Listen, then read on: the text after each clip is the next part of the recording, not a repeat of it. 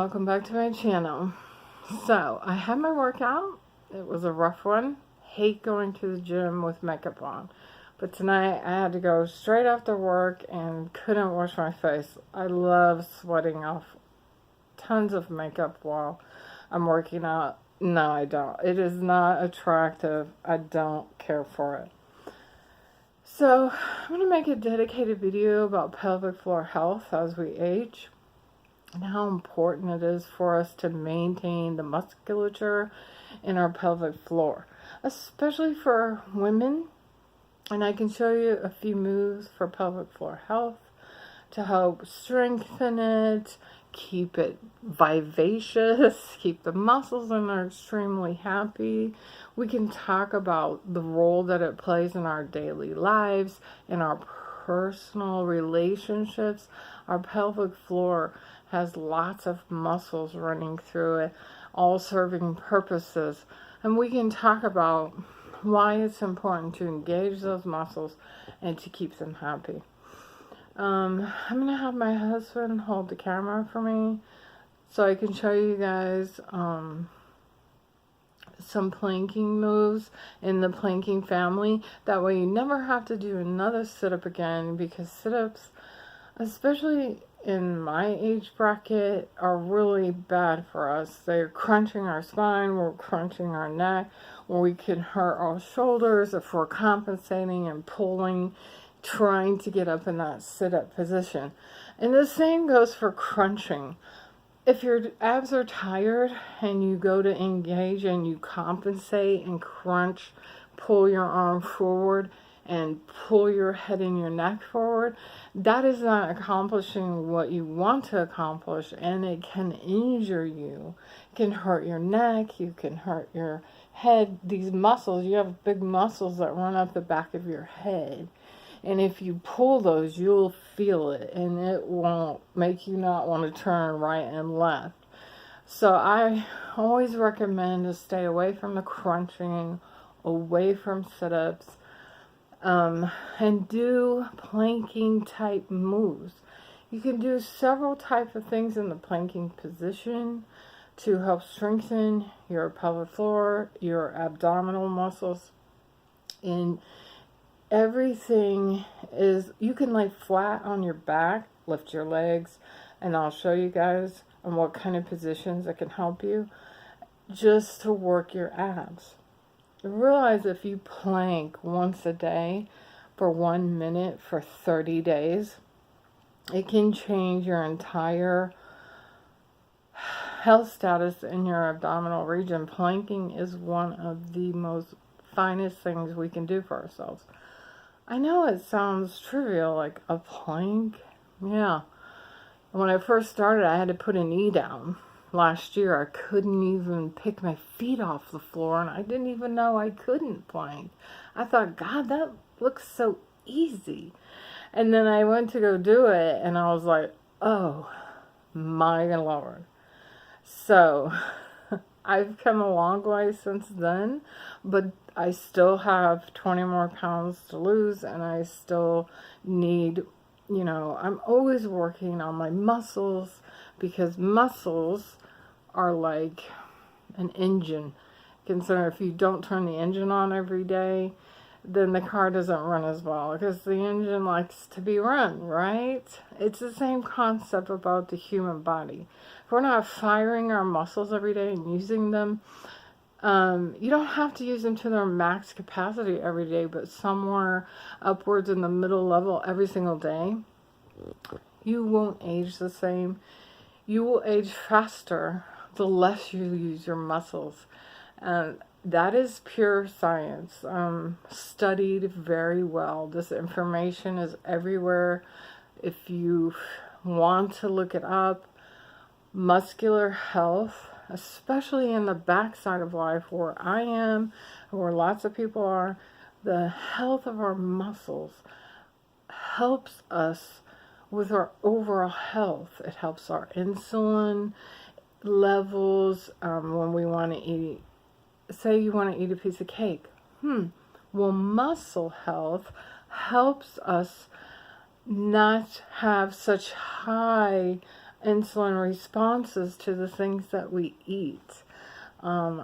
It is amazing what the body can do when it's fit and healthy, and it's such a difference between when we're struggling with things. But don't hesitate to try anyways. I mean, I'm still struggling, and it's a year and a half later. And without struggle, I mean, I don't know if we can get better, but I always want to try to push myself in some form or another, so I can just keep pushing to reach a goal. I want to maintain my health, so I want to just kind of keep pushing along. I even told my trainer today when he upped my high impact cardio, meaning 1.5 minutes at top speed, 1 minute off. 1.5 minutes at top speed, 1 minute off. And I was doing some serious heavy breathing. To weight loss, it's better to go slow and steady, 45 minutes, not necessarily peaking up cardio. Well, now that I'm down to the last 20 pounds, I need to peak up my cardio, because I want my fat burning capacity to reach its max, and my heart rate to reach its max, and my use of all my body parts to reach its max for 1.5 minutes. And I started at 1 minute. And that 1.5 minute peak time, it did me down, it did me in. And I even told him, I was like, this is very defeating, it's frustrating. I'm pretty fit, you know, and my trainer always says, you're very strong now, so don't doubt it. But on those peaks, 1.5 minutes at top speed on the elliptical with 1 band of resistance on, I was struggling to maintain that high speed. Not in the first 2 rounds, but the last 2 rounds, yeah, I was kind of surprised. And then I was like mad and angry, like, what the hell? Why can't I just get on this dang thing, ride at max, breathe a little bit, get it done, move on? I struggled. I really, really struggled. But we are only as strong as our weakest thing, or our weakest part, as my trainer always tells me. We're only as strong as our weakest muscle. Right now, my weakest muscle in high impact is my heart, because I've been more concentrating on walking long distance and at a nice clip, but no spiking.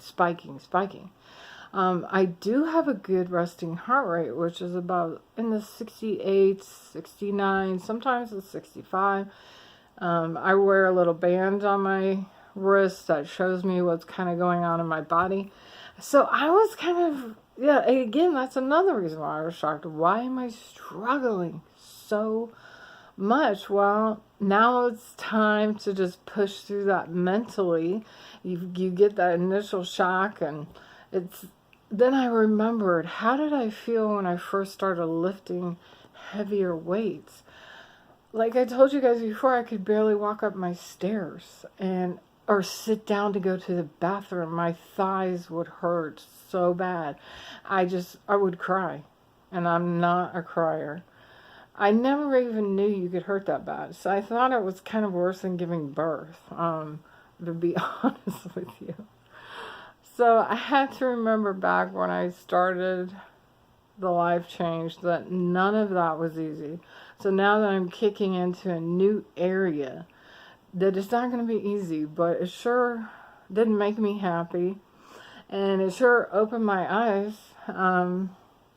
The struggle is real, so don't you guys ever doubt it. I'm struggling with you, I'm aging with you, and we're all doing the best that we can.